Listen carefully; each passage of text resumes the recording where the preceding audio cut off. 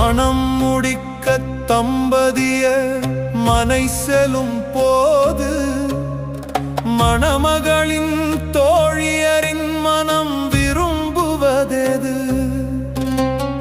ஆரணங்கு கைகளிலே ஆரத்தி வெளிச்சம், காரணம் மணமகனின் களிப்பதில் தொடக்கம்.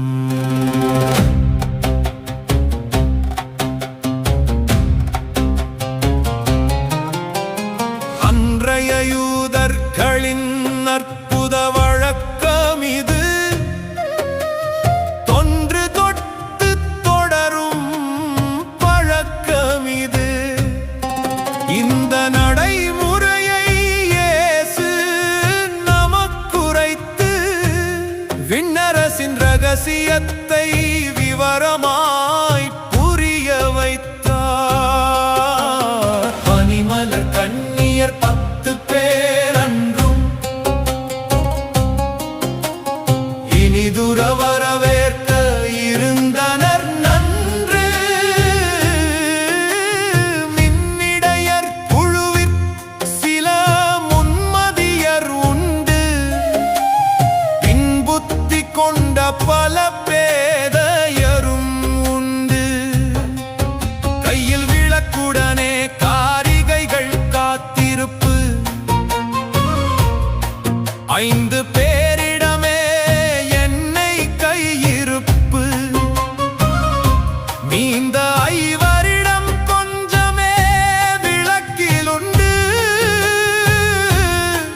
இந்த நிலைமையிலே இன்றும் உலகமுண்டு. மாப்பிள்ளை வரவே மணி பல தாமதம், சாப்பிட நங்கைகள் சளைத்து கூம்பினர். நெற்களம் போன்ற நெடும்பரன் மீது சற்றே தூங்கிட சரிந்தனர் கோதையர். சில்வண்டு சத்தமிடச் சிறுமொட்டு சிறையுடைக்கும், கல்லிருட்டு சூழ்ந்திருக்கும் நள்ளிரவு நேரம். இதோ மணமகன் இவரை எதிர்கொள், தோழியர் காதுகளை தொட்டது சத்தம். அப்போது விழித்த சட்டு பெண்கள், இப்போது எங்கள் விளக்கில் ஒளியிலை தப்பேது என்னை தாங்கள் கடன் தர. எப்போதும் விவரமாயிருந்த பெண்களோ அப்பால் சென்றே வாங்கிடு எண்ணெயை. இப்போது கொடுத்தால் இருப்பு தீர்ந்திடும்.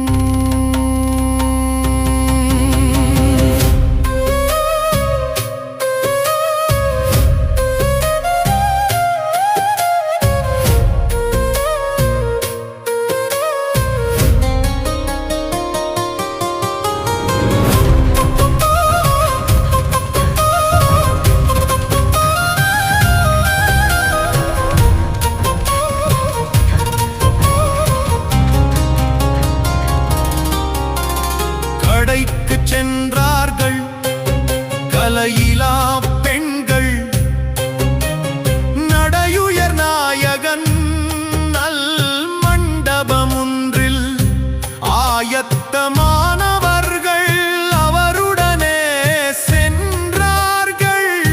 சீயத்தை ஒத்த மகன் சீக்கிரத்தில் கதவடைத்தார். கதவின் அருகிருந்து கதறி அழுதாலும் உதவிடா நிலையிலேதான் உத்தமன் அன்றிருப்பார். ஐயா கதவு அடித்து தட்டினர், மெய்யாய் உங்களை அறிந்திலேன்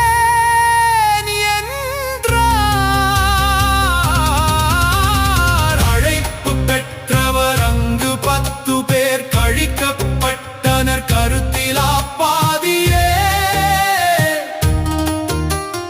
நாயகன் வருகிற நாழிகை அறியோ, தீயன தவிர்க்க தினம்